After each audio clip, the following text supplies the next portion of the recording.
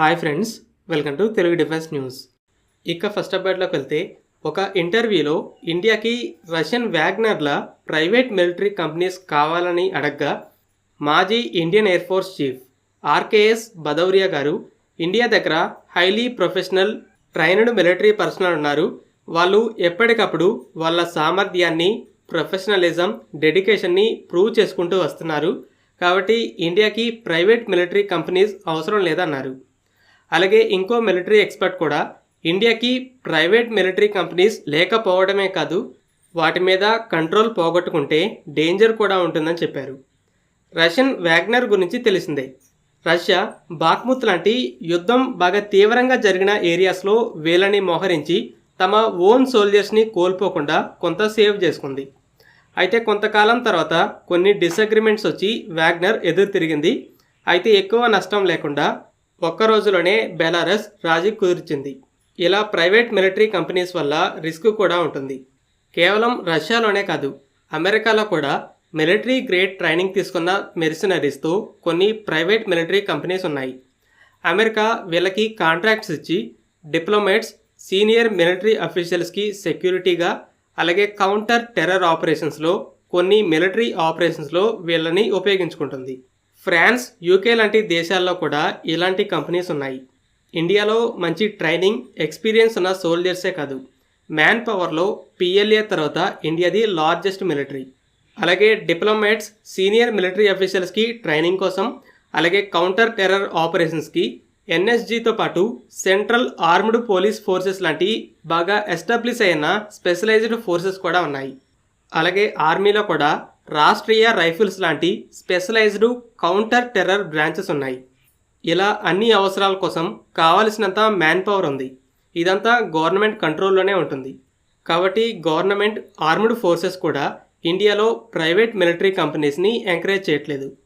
Military experts కూడా అనవసరమే కాకుండా లేనిపోని రిస్క్ ఎందుకని చెప్తున్నారు.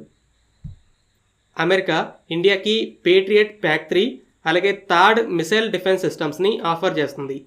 ఈ రెండు సిస్టమ్స్ చాలా అడ్వాన్స్డ్ అని తెలిసిందే. పేట్రియట్ సిస్టంలో PAC-2 మిసైల్కి 160 కిలోమీటర్స్ రేంజ్ ఉంటుంది. అన్ని రకాల ఏరియల్ టార్గెట్స్ని స్టాప్ చేయగలదు. అయితే బలిస్టిక్ మిసైల్స్ని ఇంకా యాక్యురేట్గా స్టాప్ చేయడానికి అడ్వాన్స్డ్ హిట్ టు కిల్ టెక్నాలజీతో, అలాగే 40 to 60 కిలోమీటర్స్ రేంజ్తో మినీ PAC-3ని కూడా డెవలప్ చేసింది. యుక్రెయిన్ కింజాల్ని ఈ PAC-3తోనే షూట్ డౌన్ చేశామని క్లెయిమ్ చేసింది.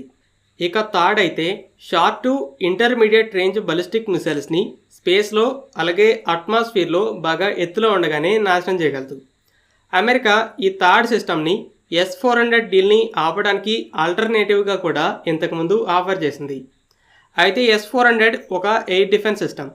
ఈ సిస్టమ్ అన్ని రకాల టార్గెట్స్ అంటే ఎయిర్క్రాఫ్ట్, క్రూజ్ మిసైల్స్తో పాటు షార్ట్, మీడియం రేంజ్ బలిస్టిక్ మిసైల్స్ని టెర్మినల్ ఫేజ్లో స్టాప్ చేయగలదు. కానీ థర్డ్ అనేది ఒక specialised ballistic missile defence system.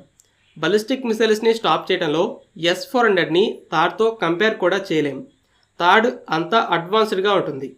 అయితే ఇండియా ఆల్రెడీ మనం బలిస్టిక్ మిసైల్ డిఫెన్స్ సిస్టమ్స్ని డెవలప్ చేస్తున్నామని అన్ని రకాల టార్గెట్స్ని స్టాప్ చేయగలిగే S-400 డీల్ని కొనసాగించింది. ఇండియన్ బలిస్టిక్ మిసైల్ డిఫెన్స్ సిస్టంలో ఫేజ్ 1 ఇంటర్సెప్టర్స్ ఆల్రెడీ సర్వీస్లోనే ఉన్నాయి. ఫేజ్ 1లో ఎండో అట్మాస్ఫియరిక్ ఇంటర్సెప్టర్ అశ్విన్కి PAC-3 లానే హిట్ టు కిల్ టెక్నాలజీ ఉంటుంది. కానీ PAC-2 లాగా లాంగ్ రేంజ్ కూడా ఉంటుంది. ఇక ఫేజ్ 2లో 2 సార్లు టెస్ట్ చేసిన AD-1 ఎగ్జాక్ట్గా థర్డ్ కేటగిరీ మిసైల్. ఒకప్పుడు ఇండియా పాక్ న్యూక్లియర్ మిసైల్స్ నుండి డిఫెండ్ చేసుకోవడానికి ఇజ్రాయెల్ నుండి యారో సిస్టమ్ని కొందామనుకుంటే యారో డెవలప్మెంట్లో పార్ట్నర్ అయిన అమెరికా దానికి ఒప్పుకోలేదు. దానివల్ల ఇండియా సొంతగా BMD సిస్టమ్ని డెవలప్ చేసింది. ఇంకొన్ని సంవత్సరాల్లో థర్డ్ SM-3 క్లాస్ మిసైల్స్ అయిన AD-1, AD-2 మిసైల్స్ని డిప్లాయ్ చేస్తుందనుకుంటున్నప్పుడు ఇప్పుడు PAC-3 థర్డ్ సిస్టమ్ని అమెరికా ఆఫర్ చేస్తుంది. ఫ్రెండ్స్, ఈ వీడియో మీకు నచ్చినట్లయితే లైక్ చేయండి. అలాగే మరిన్ని ఇంపార్టెంట్ డిఫెన్స్ అప్డేట్స్ కోసం మన ఛానల్ని సబ్స్క్రైబ్ చేసుకోండి.